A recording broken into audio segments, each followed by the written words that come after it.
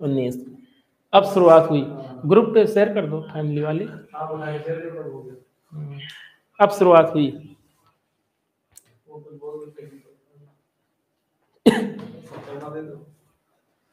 दोस्तों चलिए, अब लाइव है सर। चलिए बात करते हैं। सबसे पहले दोस्तों देखेंगे कि जो ऑब्जेक्टिव क्वेश्चन की बात करेंगे, जीव विज्ञान में टेक्निकल इशू थी, इसके लिए हमको लगता है वीडियो नहीं आया, कुछ ऐसा हुआ है। बट चलिए शुरुआत से करते हैं, हम सब फिर से करेंगे, नो प्रॉब्लम। तो चलिए सबसे पहले देखेंगे जीव विज्ञान में जो इंपॉर्टेंट प्रश्न पूछे गए या पूछे जाने की संभावना, उसकी बात करते हैं। तो आप सबको पता होना चाहिए, कुछ बच्चों का वाइवा भी चल रहा है, तो वाइवा में जो पूछे जाने वाले क्वेश्चन उनकी भी बात करेंगे। तो सबसे पहले हम सब बात कर लेते हैं इंपॉर्टेंट क्वेश्चन की। तो चलिए एक एक क्वेश्चन की बात करते हैं, उसको डिस्क्राइब करते हुए चलते हैं। तो देखो पहला क्वेश्चन हो गया आपका, एंट अमीबा हिस्टोरिटा कौन सा रोग उत्पन्न करता है?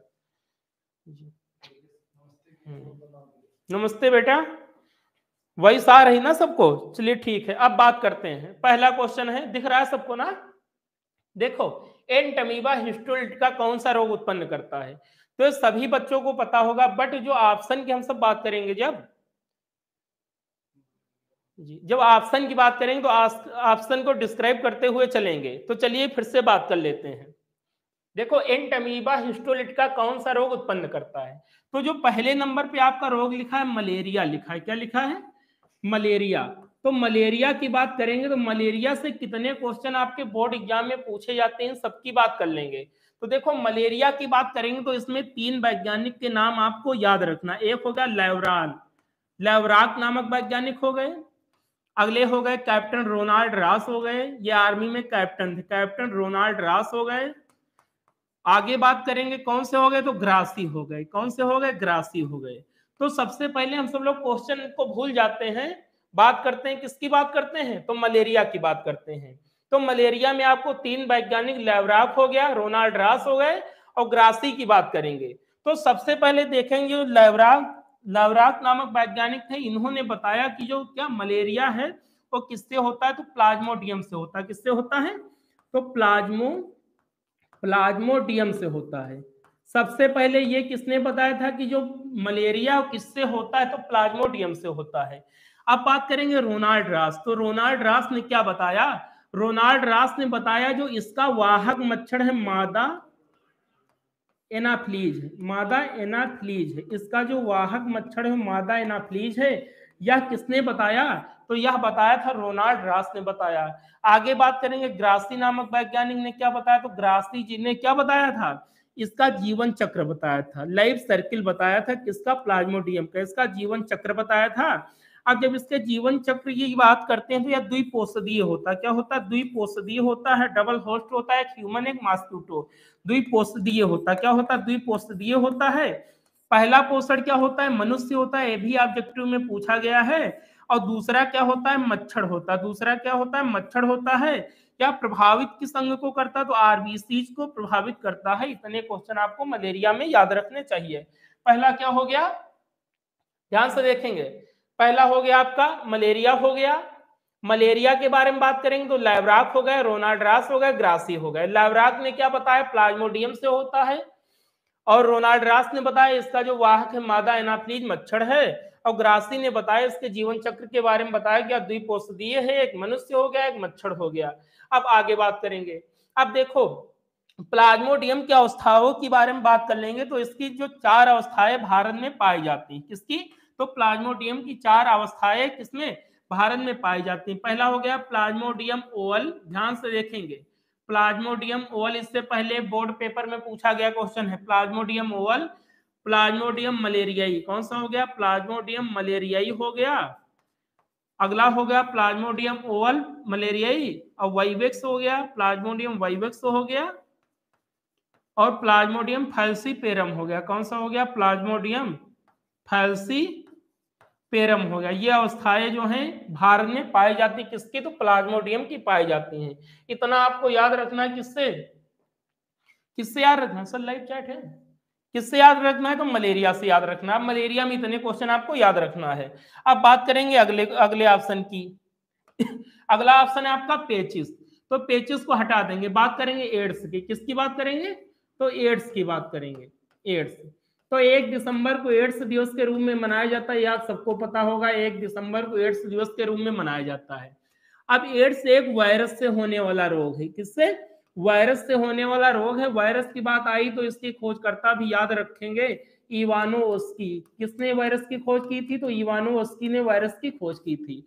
अब बात करेंगे एड्स के वायरस का नाम क्या है? HIV, ह्यूमन इम्यूनोडिफिशियंसी वायरस, इसका फुल फॉर्म हो गया। अब HIV की जब बात कर रहे हैं तो हमको ये पता होना चाहिए प्रभावित होने वाला अंग अर्थात एड्स में प्रभावित होने वाला कौन सा अंग है? तो जो प्रतिरक्षा तंत्र है, इम्यून सिस्टम है, प्रतिरक्षा तंत्र, ये बुरी तरह इससे क्या होता है? संक्रमित हो जाता है, प्रभावित हो जाता है।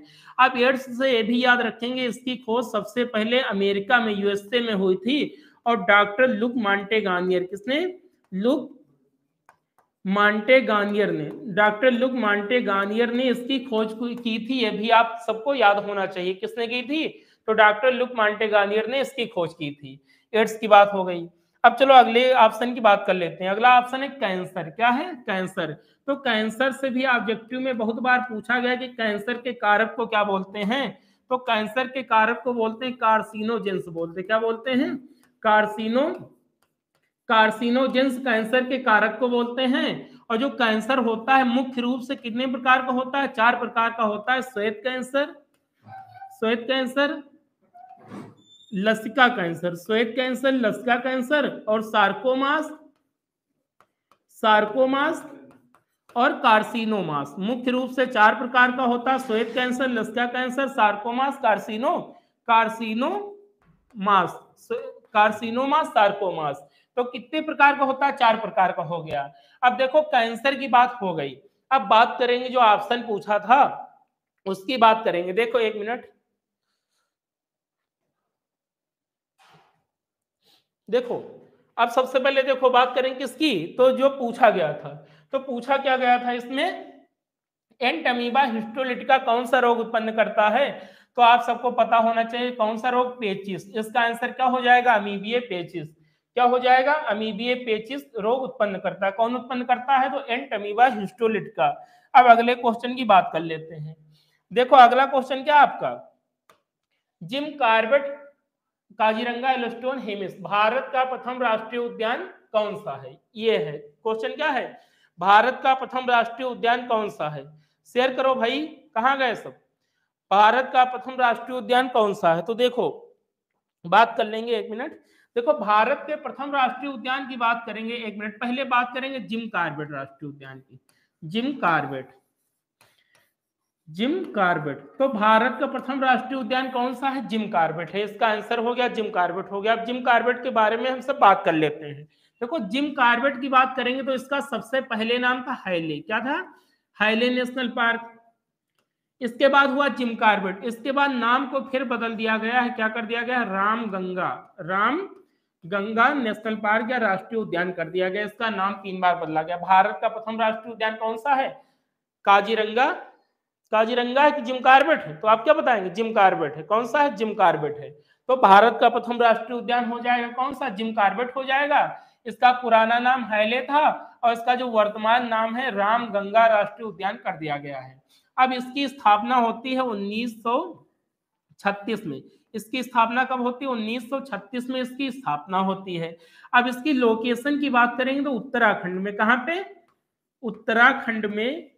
उत्तराखंड में एक है क्या है? नैनीताल। उत्तराखंड में नैनीताल के रामनगर में स्थित है। इसकी एग्जैक्ट लोकेशन क्या है? रामनगर में स्थित है। उत्तराखंड के नैनीताल के रामनगर में स्थित है कौन सा? तो जिम कार्बेट नेशनल पार्क। इसका पुराना नाम क्या था? हाइले नेशनल पार्क। और इसका नाम बदल दिया गया है।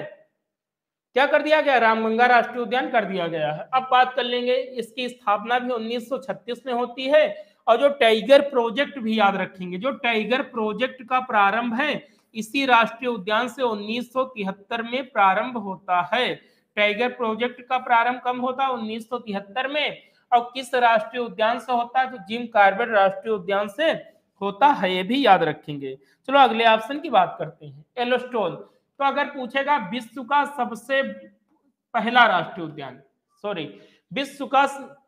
विश्व का पहला राष्ट्रीय उद्यान कौन सा है? येलोस्टोन। और भारत का पहला राष्ट्रीय उद्यान कौन सा है? Jim Corbett. तो जिम कार्बेट की लोकेशन क्या है? उत्तराखंड। क्या है? उत्तराखंड इसकी लोकेशन है। काजीरंगा की लोकेशन क्या है? असम में है। कहाँ पे है? असम में। फेमस क्यों? एक सींग वाला गैंडा पाया जाता है। क्या पाया जाता है? तो एक सींग वाला गैंडा इसमें पाया जाता है। किसमें? काजीरंगा राष्ट्रीय उद्यान में।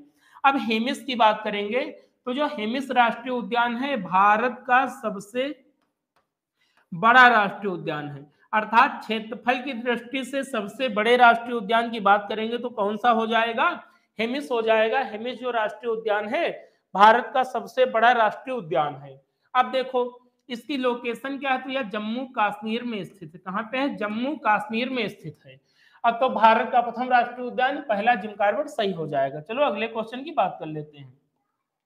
पीलिया से प्रभावित होने वाला जो अंग है कौन सा है? पीलिया से प्रभावित होने वाला अंग कौन सा है? तो सबसे पहले देखो पीलिया की बात करते हैं तो जब यकृत आप सब अच्छे से समझेंगे तभी समझ में आएगा। ये हो गया आपका मानव शरीर का सबसे बड़ा आर्गन कौन सा है? यकृत है। देखो ये हो गया आपका लीवर हो गया। क्या हो गया? लीवर हो गया। इसकी बात करेंगे ये पैनक्रियाज हो गया। क्या हो गया? पैनक्रियाज हो गया। ये पैनक्रियाज हो गया। ये हो गया गाल ब्लैडर। क्या हो गया? गाल ब्लैडर हो गया। तो देखो क्या होता है जो यकृत होता है ये दो कलरिंग पिगमेंट, एक बिलीरुबिन ये कलरिंग पिगमेंट है जो यकृत से स्रावित होते हैं। एक बिलीरुबिन होता है, एक बिलीवर्ल्डिन। क्या? बिलीवर्ल्डिन ये स्रावित करता है कौन? तो यकृत स्रावित करता है। देखो प्लाज्मा को पीला रंग प्लाज्मा प्लाज्मा को पीला रंग कौन देता है? तो बिलीरुबिन देता है। और जब प्लाज्मा में किसकी? बिलीरुबिन की मात्रा बढ़ जाती है तो इसी को हम लोग पीलिया के नाम से जानते हैं। तो प्रभावित होने वाला अंग कौन सा हो जाएगा? यकृत हो जाएगा। अगर पूछेगा पीलिया से प्रभावित होने वाला मनुष्य का कौन सा अंग है तो कौन सा है? यकृत हो जाएगा। अब यकृत से ये भी याद रखेंगे मानव शरीर की सबसे बड़ी ग्रंथि क्या हो जाएगी? यकृत हो जाएगी। और मानव शरीर की सबसे बड़ी मिश्रित ग्रंथि अग्न्याशय हो जाएगी। और जो गाल ब्लैडर है तो ये भी याद रखेंगे इसमें क्या होता है? तो इसमें जो बाइल जूस है जिसको पित्त रस बोलते हैं उसका संचय होता है। किसमें? गाल ब्लैडर पित्ताशय में होता है। और 3 एनिमल ऐसे हैं जिसमें पित्ताशय नहीं पाया जाता। एक हो गया रैट हो गया, एक आपका रैबिट हो गया, एक आपका हार्स हो गया। अर्थात चूहा, घोड़ा, खरगोश में गाल ब्लैडर जो क्या अनुपस्थित होता है, ये भी आप सब याद कर लेंगे।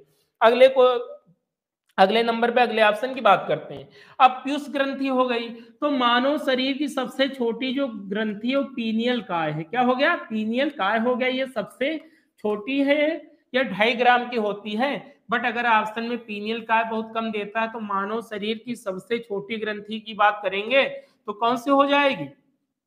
पीयूष ग्रंथि हो जाएगी। मानव शरीर की सबसे छोटी ग्रंथि कौन सी हो गई? पीयूष हो गई। इसका भार होता है 0.5 ग्राम होता है। अब चलो बात कर लेते हैं अगले की, थाइमस ग्रंथि। तो यह क्या करती है? जब हमारा इम्यून सिस्टम कमजोर होता है, तो इम्यून सिस्टम जब कमजोर होता है ना तो हम सब क्या करते हैं? हमारे जो प्रतिरक्षा तंत्र को मजबूत करने के लिए थाइमस ग्रंथि विकसित होती है। जैसे जैसे हमारा प्रतिरक्षा तंत्र मजबूत होता जाता है यह विलुप्त हो जाती है। तो बहुत बार कंपटीशन में क्वेश्चन पूछा गया कि मानव शरीर में ऐसी कौन सी ग्रंथि है जो वृद्धावस्था में विलुप्त हो जाती है? तो थाइमस ग्रंथि आप सब याद कर लेंगे। अब देखो बात करते हैं अगले क्वेश्चन की। इसका आंसर हो जाएगा यकृत हो जाएगा। क्या हो जाएगा? यकृत हो जाएगा। आगे दलहनी पौधों की जड़ों में पाया जाता है तो राइजोबियम पाया जाता है, सहजीवी के रूप में पाया जाता है। किसके रूप में?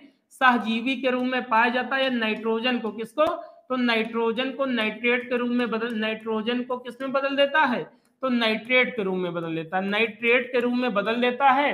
और जब नाइट्रेट में बदल जाता है ना तो पौधे उसका ऑब्जर्वेशन कर लेते हैं, इसलिए दोनों को लाभ होता है। इसलिए इससे क्या बोलेंगे? तो इससे हम लोग बोलेंगे क्या? सहजीवी बोलेंगे। क्या बोलेंगे? सहजीवी बोलेंगे। एक मिनट, इससे हम लोग सहजीवी बोलेंगे। तो इसका आंसर हो गया राइजोबियम हो गया।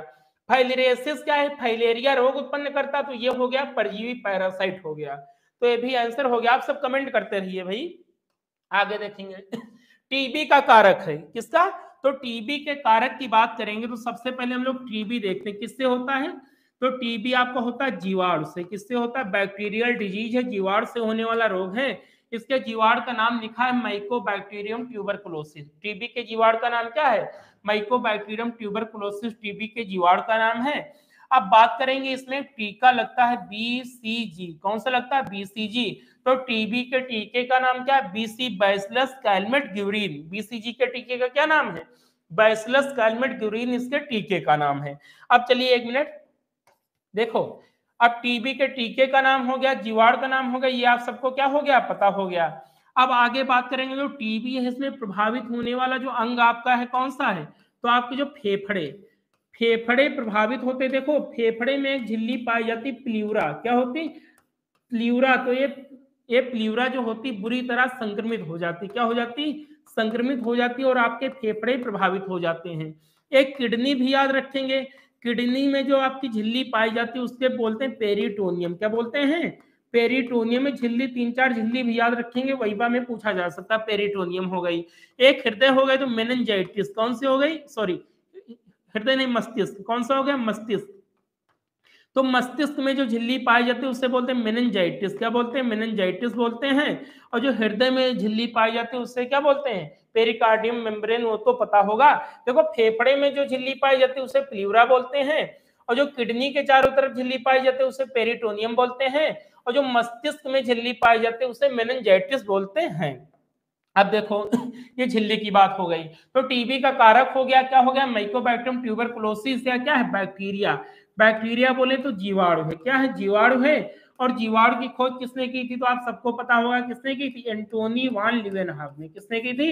एंटोनी वान लीवेनहाग ने जीवाणु की खोज की थी। और एरनबर्ग ने, एक वैज्ञानिक कौन थे? एरनबर्ग। कौन थे? एरनबर्ग ने क्या किया था? तो जीवाणु शब्द का सबसे पहले प्रयोग किया था। तो आपको यह पता चल गया होगा कि जो टीबी का कारक है पहला ऑप्शन सही हो जाएगा, माइकोबैक्टीरियम ट्यूबरकुलोसिस आपका सही हो जाएगा।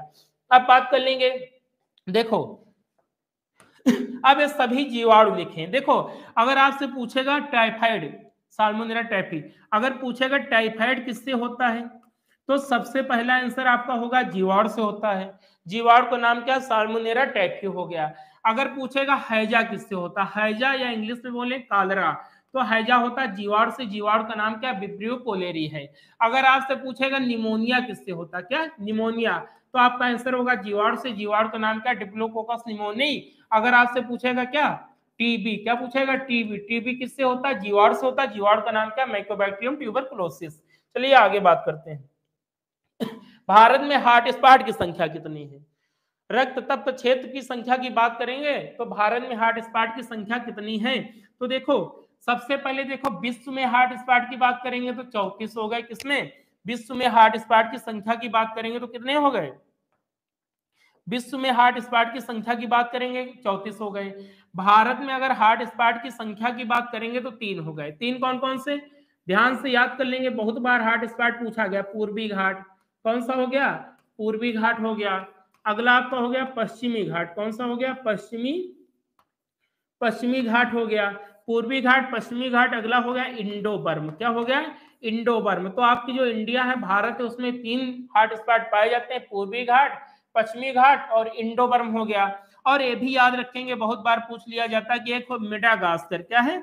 मेडागास्कर। तो मेडागास्कर को हॉट स्पॉट की श्रेणी से क्या कर दिया गया? तो हटा दिया गया। ये भी आप सब याद कर लेंगे। और विश्व में इसकी संख्या कितनी है? तो 34 है। अगर विश्व में बात करेंगे इसकी संख्या कितनी है तो 34 है। भारत में 3 है। अब ये इतनी बात हो गई। अब आगे देखेंगे, देखो 34 से हॉट स्पॉट की संख्या हो गई विश्व में। किसकी हो गई? तो हॉट स्पॉट की संख्या हो गई। किसकी हो गई? तो हॉट स्पॉट की संख्या हो गई, 1 मिनट, हॉट स्पॉट की संख्या हो गई विश्व में। किसकी? तो हॉट स्पॉट की। हॉट स्पॉट कितने हैं विश्व में? 34 हैं। अगर पूछेगा जैव मंडल आरक्षित क्षेत्र, क्या पूछेगा? जैव मंडल आरक्षित, जैव मंडल आरक्षित क्षेत्र की, तो इसकी संख्या कितनी है? 18 है। कितनी है? जैव मंडल क्षेत्र की संख्या कितनी है? 18 है। अब देखो जैव मंडल आरक्षित क्षेत्र की बात करते तो सबसे पहला नीलगिरी है। कौन सा है? नीलगिरी जैव मंडल आरक्षित क्षेत्र है। इसकी लोकेशन की बात करेंगे तो केरल, आपके केरल। अगला स्टेट हो गया कर्नाटक, केरल, कर्नाटक। और तमिलनाडु की सीमा पे फैला हुआ है। कौन सा? पहला जैवमंडल आरक्षित क्षेत्र कौन सा है? तो नीलगिरी जैवमंडल आरक्षित क्षेत्र हो गया।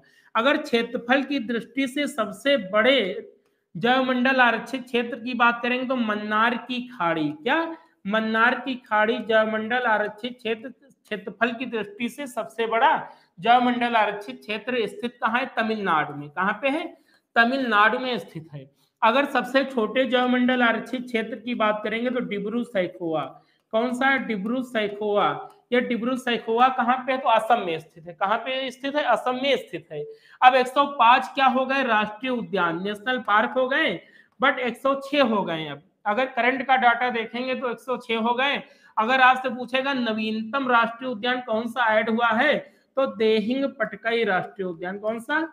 देहिंग पटकाई राष्ट्रीय उद्यान ऐड हुआ है। इसकी लोकेशन क्या है? असम में। बट आप सबको 105 ही देखने को मिलेंगे, तो यही सही कर देंगे। अगर अभ्यारण्य की बात करेंगे तो 515 है। क्या है? अभ्यारण्य। तो अभ्यारण्य की बात करेंगे तो 515 है। तो देखो चारों ऑप्शन में 4 क्वेश्चन आपके थे। पहला कौन सा था?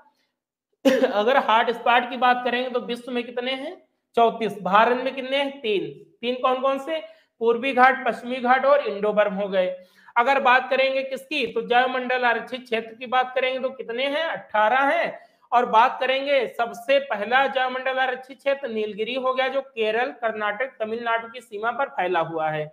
इसके बाद बात करेंगे सबसे बड़ा राष्ट्र, सबसे बड़ा जैवमंडल आरक्षित क्षेत्र मन्नार की खाड़ी हो गया, जो तमिलनाडु में स्थित है। इसके बाद बात करेंगे डिब्रू सैखोवा, सबसे छोटा जैवमंडल आरक्षित क्षेत्र, या असम में स्थित है। 515 आपके अभ्यारण्य हो गए। चलिए अगले क्वेश्चन की बात कर लेते हैं। देखो, राष्ट्रीय वन्यजीव संरक्षण अधिनियम, समय होने वाला, जल्दी ज्यादा डिफाइन नहीं करेंगे भाई, समय बहुत ज्यादा हो रहा है। देखो, वो राष्ट्रीय वन्यजीव संरक्षण अधिनियम किस किस सन में पारित किया गया? तो देखो, वन्य जीव संरक्षण के अधिनियम की बात करेंगे तो ये हो गया राष्ट्रीय वन्य जीव संरक्षण अधिनियम हो गया 1972 हो गया। ये टाइगर प्रोजेक्ट हो गया। क्या हो गया? टाइगर प्रोजेक्ट हो गया। और पर्यावरण संरक्षण अधिनियम की बात करेंगे तो ये 1986 हो गया। तीनों लिख लेंगे। अगले क्वेश्चन की बात करते हैं। भारत का राष्ट्रीय पशु है तो ये टाइगर हो गया। अगर राष्ट्रीय पक्षी पूछेंगे, सारस हो गया। क्या हो गया? सारस हो गया। और भारत का विरासत पशु की बात करेंगे तो हाथी हो गया। और भारत का राष्ट्रीय पक्षी की बात करेंगे तो आपका मोर पावक स्टेटस हो गया, सबको पता होगा। आगे देखेंगे, वायुमंडल में उपस्थित गैसों का बढ़ता क्रम है। तो देखो, सबसे ज्यादा पाया जाता है नाइट्रोजन, 78% हो गया। ऑक्सीजन हो गया, लगभग 21% पाया जाता है। कार्बन डाइऑक्साइड 0.0003%, 0.03% हो गया। शेष में जो पॉइंट पॉइंट करके 0.0055 है लगभग। तो सबसे ज्यादा हो गया नाइट्रोजन हो गया, इसके बाद ऑक्सीजन हो गया, इसके बाद कार्बन डाइऑक्साइड हो गया, और सबसे लास्ट में हम लोग अक्रिय गैसों को लेंगे। आगे बात करेंगे, कांटों में रूपांतरित पत्तियां किसमें पाई जाती हैं? तो देखो, जहां पे जल की, देखो पत्तियां कांटों में रूपांतरित क्यों हो जाती हैं? वाष्पोत्सर्जन को रोकने के लिए। किसको? तो वाष्पोत्सर्जन को रोकने के लिए पत्तियां किसमें बदल जाती हैं? तो कांटों में बदल जाती हैं। तो जलोद्भिद में तो जल बहुत होगा, तो ये हो नहीं सकता। मरुद्भिद माने मरुस्थलीय क्षेत्र में उगने वाले जो पौधे होते हैं उनकी पत्तियां कांटों में बदल जाती, जैसे नागफनी हो गया। क्या हो गया? नागफनी हो गया। अब कुछ यहीं पे आप सबको क्या बता दें, कीट भक्षी पौधों के बारे में भी जान लीजिए, ये भी याद कर लेना। देखो, कीट भक्षी पौधों की बात कर लेंगे तो पहला हो गया ड्रोसेरा हो गया। कौन सा हो गया? ड्रोसेरा भी याद कर लेंगे। देखो, ड्रोसेरा हो गया। क्या हो गया? ये कीट भक्षी पौधा ड्रोसेरा हो गया। ये बहुत बार देता, निम्नलिखित में कौन सा पक्षी कीट भक्षी नहीं है? ड्रोसेरा हो गया। घटपरड़ी हो गया। क्या हो गया? घटपरड़ी हो गया। अगला हो गया यूट्रिकुलेरिया हो गया। क्या हो गया? यूट्रिकुलेरिया हो गया। यूट्रिकुलेरिया हो गया। अगले की बात करेंगे, नेफेंथीज हो गया। क्या हो गया? नेफेंथीज हो गया। ये भी आप सब याद कर लेंगे। कीट भक्षी पौधे हैं, ये अधिकतर वहां उगते जहां पे N2 की, नाइट्रोजन की कमी होती है, भी आप अच्छे से याद कर लेंगे। अब अगले क्वेश्चन की बात करते हैं। आनुवंशिकता के जनक हैं सर ग्रेगर जॉन मेंडल जी। कौन है आनुवंशिकता के जनक हैं? सर ग्रेगर जॉन मेंडल जी। इनका जन्म हुआ था 22 जुलाई 1822 ईस्वी में। अगर देश की बात करेंगे तो ऑस्ट्रिया देश के, कौन सा देश था? बहुत बार पूछा गया ऑब्जेक्टिव में कि मेंडल का जन्म किस देश में हुआ था, तो ऑस्ट्रिया देश के ब्रून नामक कस्बे के, और गांव का नाम क्या, सिलसिलिया, क्या सिलसिलिया नामक गांव में इनका जन्म हुआ था। और इनको फादर ऑफ जेनेटिक्स, अनुवांशिकता का पिता कहते हैं। इन्होंने अपने अपने जो प्रयोग हैं किस पे किए थे, मटर पे किए थे। और मटर का वैज्ञानिक नाम क्या है, तो पैसम सटाइबम है। इन्होंने 3 नियम भी दिए थे, भी आपको याद कर लेना है। Law of dominance, law of segregation, law of assortment, independence, मतलब प्रभाविता का नियम, पृथक्करण का नियम, स्वतंत्र व्यूहन का नियम, तीनों नियम याद कर लेंगे, एक पूछा जाएगा। अब देखेंगे आगे, तो आगे मैकलंग की बात कर लेंगे। किसकी, मैकलंग की। तो जो मनुष्य में लिंग निर्धारण है, क्या सेक्स डिटर्मिनेशन की बात करेंगे, तो मनुष्य में लिंग निर्धारण की खोज मैकलंग ने की थी। एलेक्स जेफरी ने क्या किया था, तो डीएनए फिंगर प्रिंटिंग की खोज की थी। किसकी, डीएनए फिंगर प्रिंटिंग की खोज एलेक्स जेफरी ने की थी। जोसेफ जोसेफ मूरे ने क्या किया था, तो भारत में सबसे पहले किडनी का, किसका, किडनी का प्रत्यारोपण किया था, प्रत्यारोपण किया था। किसका, तो किडनी का प्रत्यारोपण किसने किया था, जोसेफ मूरे ने। ये हो गया। अगले क्वेश्चन की बात कर लेते हैं। मादा पक्षी का लिंग गुणसूत्र होता है। देखो जो पक्षी होते हैं उसमें मनुष्य का क्या होता है, विपरीत होता है। कितने लोग लाइव, तो देखो सबसे पहले बात करेंगे, तो हम लोग का उल्टा होता है। देखो यक्ष यक्ष हम लोग में क्या होते हैं, मादा होती है। और यक्ष वाई क्या होते हैं, ये होते हैं नर। क्या होते हैं, नर। ये हो गए आपके मादा, ये हो गई मादा। तो जब हम लोग का उल्टा होता है, इसने पूछा मादा, तो जब मादा का पूछा तो मादा में यक्ष यक्ष होता है, तो ये जो पक्षी होते हैं इसमें जेड जेड और डब्ल्यू जेड पाया जाता है। तो इसमें क्या, देखो हम लोग में मादा समजात है, समान क्रोमोसोम है, इसमें मादा विषम जात होगी, तो डब्ल्यू जेड या जेड डब्ल्यू ये वाला हो जाएगा। सी आंसर इसका क्या हो जाएगा, सही हो जाएगा। अगले क्वेश्चन की बात करते हैं। देखो समय होने वाला 40 मिनट हो गए, 20 मिनट की क्लास और है। मेंडल के तीसरे नियम का फिनोटाइप था, तो देखो फिनोटाइप था 9:3:3:1। इसमें जो आंसर है 9:3:3 ये वाला हो जाएगा। और जो फिनोटाइप था, देखो जीनोटाइप में मतलब क्या होता है, जीनी संरचना में परिवर्तन को जीनोटाइप बोलते हैं। तो जीनोटाइप था 12:24:12:1। और इसमें पूछा फिनोटाइप मतलब पौधे बाहर से कैसे दिखते हैं, तो ये हो जाएगा 9:3:3:1। ये राइट आंसर हो जाएगा। चलो अगले क्वेश्चन की बात कर लेते हैं। पुरुष में शुक्रवाहिनियों को काटकर बांध देना क्या कहलाता है, तो देखो एक होती नसबंदी, एक नलबंदी। तो एक होती ट्यूबेक्टॉमी, इसमें बच्चों को बहुत कंफ्यूजन होती। ट्यूबेक्टॉमी, एक होती ट्यूबेक्टॉमी, एक होती वैसेक्टॉमी। क्या होती है, वैसेक्टॉमी। एक होती ट्यूबेक्टॉमी, एक होती वैसेक्टॉमी। तो सबसे पहले कापट्टी का प्रयोग महिलाएं करती है ना, तो इससे आप याद रखेंगे, जब महिलाओं में किसको, अंडवाहिनियों को काट के बांध दिया जाता है तो उसे बोलेंगे ट्यूबेक्टॉमी। और पुरुष में शुक्रवाहिनियों को काट के जब बांध दिया जाता है तो उसे क्या बोलेंगे, वैसेक्टॉमी। ये भी आप सब अच्छे से याद कर लेंगे। ये हो गया। चलो अगले क्वेश्चन की बात कर लेते हैं।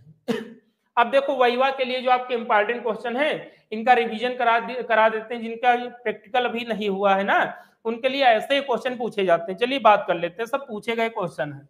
देखो जीव विज्ञान शब्द का प्रयोग सर्वप्रथम किसने किया था, तो जो बायोलॉजी हिस्सा अगर पूछेंगे जीव विज्ञान शब्द का प्रयोग सबसे पहले किसने किया, तो एल एंड टी ने, लाइमार्क, किसने, लाइमार्क, लाइमार्क व ट्रिवरेनस, एल एंड टी, ट्रिवरेनस ने बायोलॉजी या जीव विज्ञान शब्द का सबसे पहले प्रयोग किया था। और फादर ऑफ बायोलॉजी पूछेगा तो आप अरस्तु बता देंगे। क्या बता देंगे, अरस्तु बता देंगे। और father of zoology, sorry father of biology पूछेगा अरस्तु बता देंगे। फादर ऑफ जूलॉजी पूछेगा तब भी अरस्तु बता देंगे। और फादर ऑफ बॉटनी पूछेगा तो आप बता देंगे थियोफ्रेस्टस को। किसको, थियोफ्रेस्टस को बता देंगे। ये हो गया, आंसर हो गया।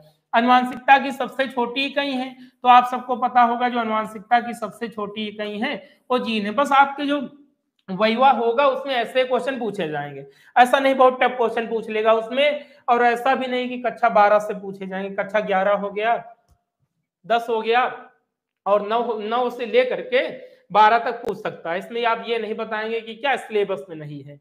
आगे बात करेंगे, हृदय का प्रत्यारोपण सर्वप्रथम किसने किया, तो जो हृदय है इसका प्रत्यारोपण अगर विश्व में बात करेंगे तो डॉक्टर क्रिश्चियन, ऐसे क्वेश्चन पूछेगा, क्रिश्चियन बर्नार्ड। किसने, डॉक्टर क्रिश्चियन बर्नार्ड ने विश्व में किया था। अगर भारत में पूछेंगे तो डॉक्टर के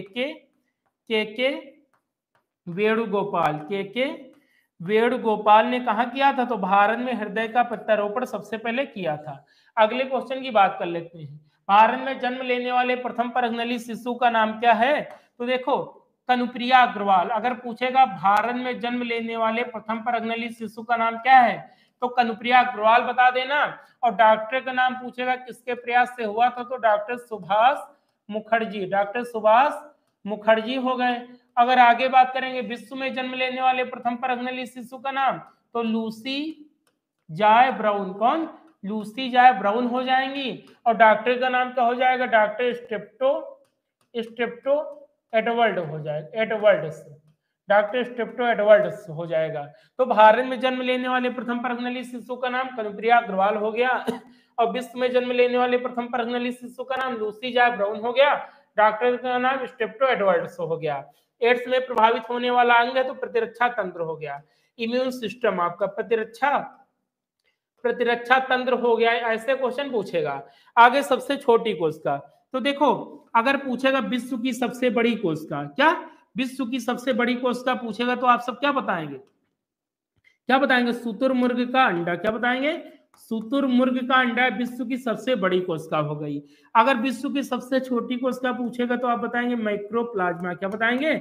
माइक्रोप्लाज्मा बताएंगे, सबसे छोटी कोशिका हो गई। आगे बात करेंगे, अगर पूछेगा मानव शरीर की सबसे बड़ी कोशिका हो जाएगी या लंबी कोशिका, तो तंत्रिका कोशिका। क्या? तंत्रिका कोशिका, ये लंबी हो गई। मानव शरीर की सबसे लंबी कोशिका तंत्रिका कोशिका, और मानव शरीर की सबसे छोटी कोशिका तो स्पर्म हो जाएगा, शुक्राणु हो जाएगा। और मानव शरीर की सबसे बड़ी कोशिका तो आपका ओव्यूम, अंडाणु हो जाएगा। क्या हो जाएगा? अंडाणु हो जाएगा।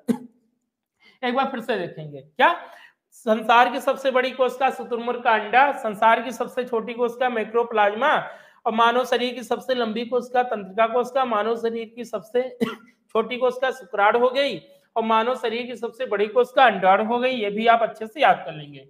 आगे छोटी आंत की लंबाई होती 1.6.5, 6.5 मीटर, 6.5 मीटर हो गई। और अगर बड़ी आंत की लंबाई की बात करेंगे तो 1.5 मीटर हो गई। ये भी याद कर लेंगे। मानव शरीर का सबसे बड़ा अंग तो अभी आपको बताया कि यकृत हो गया। यकृत ऑप्शन में नहीं होगा, त्वचा बता देंगे। और अगर आपसे पूछेगा मानव शरीर की सबसे बड़ी मिश्रित ग्रंथि, अग्न्याशय बता देंगे। क्या बता देंगे? अग्न्याशय बता देंगे। और मानव शरीर की सबसे छोटी ग्रंथि क्या बता देंगे? पीनियल काय बता देंगे। पीनियल बॉडी या पीनियल काय बता देंगे। मानव शरीर की सबसे छोटी ग्रंथि पाई जाती है तो कहाँ पाई जाती है? सबसे पहले पीयूष ग्रंथि याद रखिएगा। पीयूष ग्रंथि देगा ऑप्शन में, पीनियल काय बहुत कम देता है। तो ये हाइपोथैलेमस में, कहाँ पे? हाइपोथैलेमस में एक गड्ढा होता है जिससे हाइपोथैलेमस में एक गड्ढा होता है जिसे मेटाटेस्का बोलते हैं, उसमें पाई जाती है। भी याद कर लेंगे। आगे देखेंगे, दूध में पाई जाने वाली प्रोटीन है, तो दूध में पाई जाती है कौन सी प्रोटीन? केसीन। दूध में पाई जाती है केसीन प्रोटीन। और इसका पाचन कौन करता है? रेनिन नामक एंजाइम। रेनिन नामक एंजाइम किसका पाचन करता है? तो दूध में पाई जाने वाली केसीन प्रोटीन का पाचन करता है। आगे देख लेते हैं, vitamin A, B1, B2, B6 का रासायनिक नाम। तो विटामिन ए का रासायनिक नाम आप सबको पता होगा, रेटिनॉल हो गया। क्या हो गया? रेटिनॉल हो गया। B1, विटामिन B1 का रासायनिक नाम क्या हो गया? थायमीन हो गया। ये सब याद कर लीजिएगा। B1 का रासायनिक नाम थायमीन हो गया। आगे नंबर पे लिखा है B2 भी लिख लेंगे। B1 थायमीन, B2 हो गया राइबोफ्लेविन। क्या हो गया? राइबोफ्लेविन। राइबोफ्लेविन हो गया B2। अगले नंबर पे लिखा है B6। क्या लिखा है? B6। तो B6 क्या हो गया? पिरिडॉक्सिन। क्या हो गया? पिरिडॉक्सिन हो गया। B6 हो गया आपका पिरिडॉक्सिन हो गया। आगे B12 हो गया। क्या हो गया? B12। तो B12 का हो गया साइनोकोबालामिन। क्या हो गया?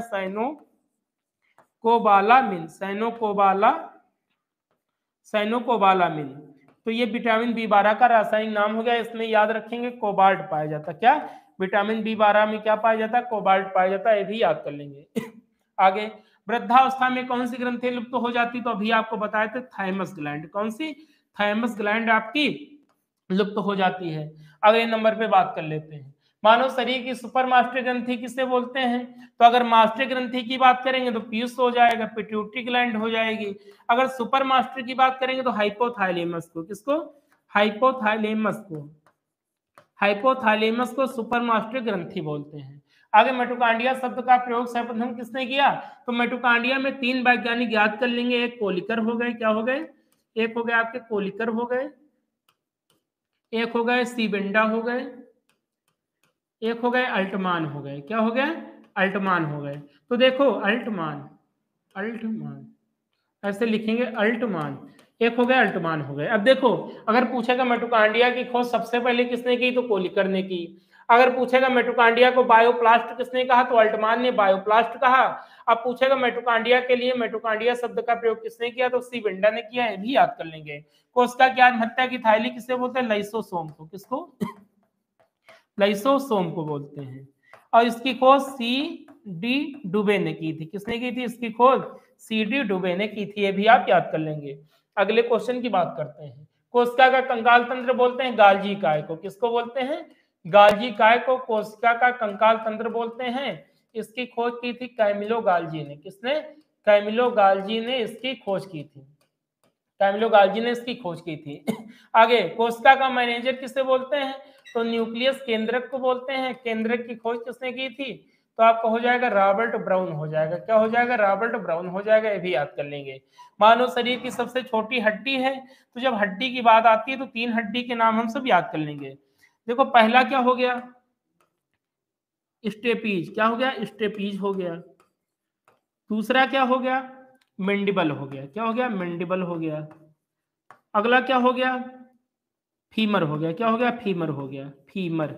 देखो अगर पूछेगा मानव शरीर की सबसे छोटी हड्डी, स्टेपीज हो गई कान में। कान में 3 हड्डी पाई जाती है, स्टेपीज, इनकस, माइलिस। जो सबसे छोटी हड्डी होती है वो स्टेपीज हो गई। अगर पूछेगा मानव शरीर में सबसे मजबूत हड्डी कौन सी, तो मेंडिबल, जबड़े की हड्डी या जाबोन हो गई। अगर मानव शरीर की सबसे बड़ी हड्डी की बात करेगा तो आप सब बता देंगे फीमर हो गई।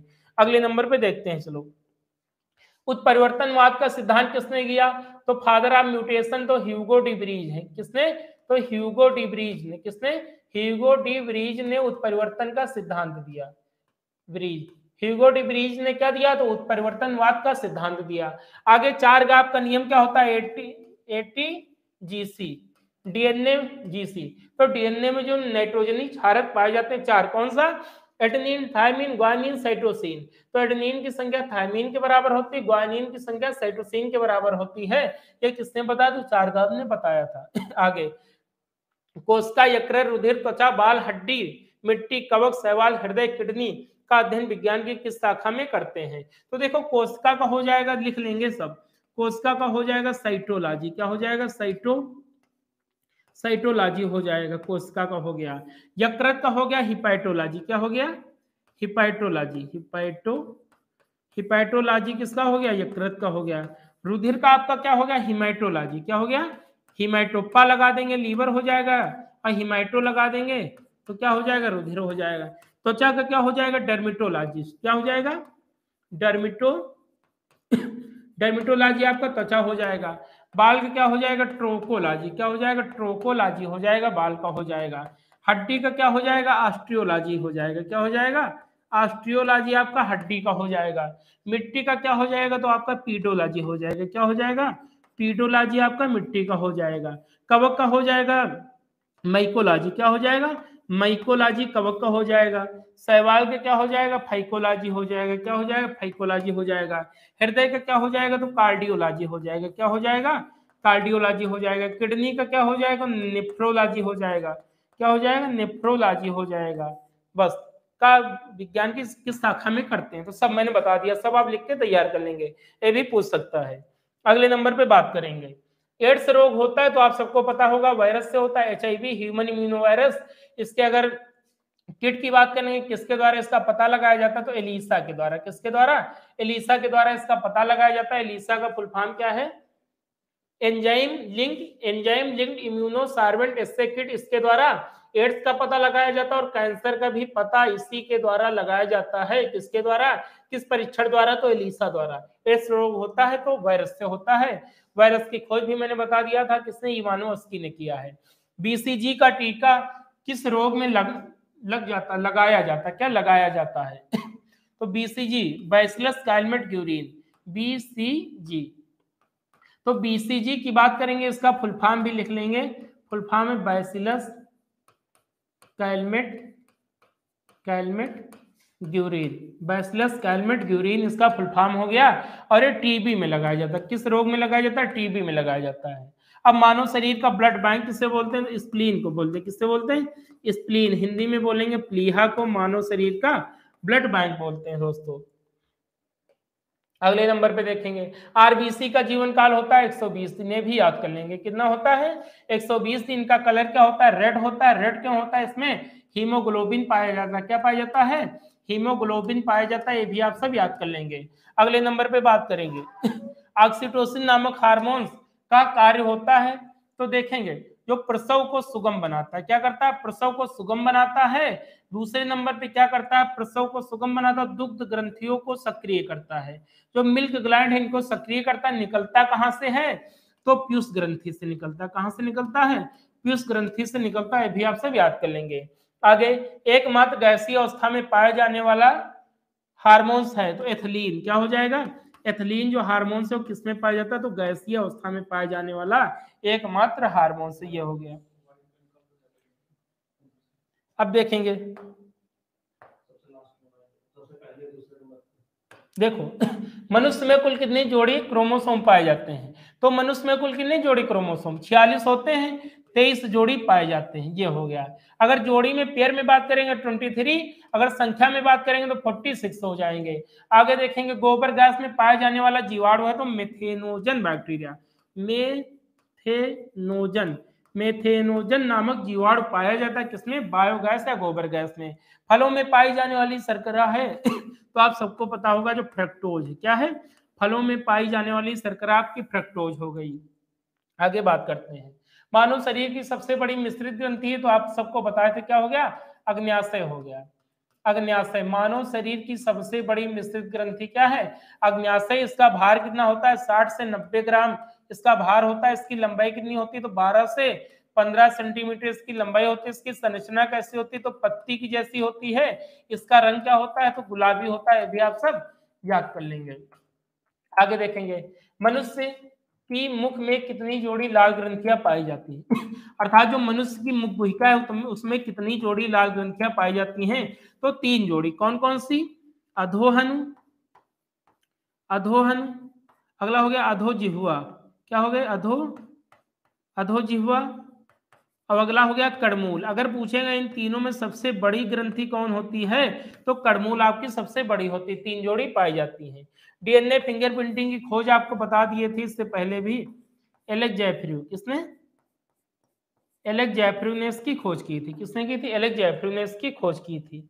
अब देखेंगे तो दोस्तों आपकी क्लास खत्म होती है, तो इंपॉर्टेंट क्वेश्चन थे।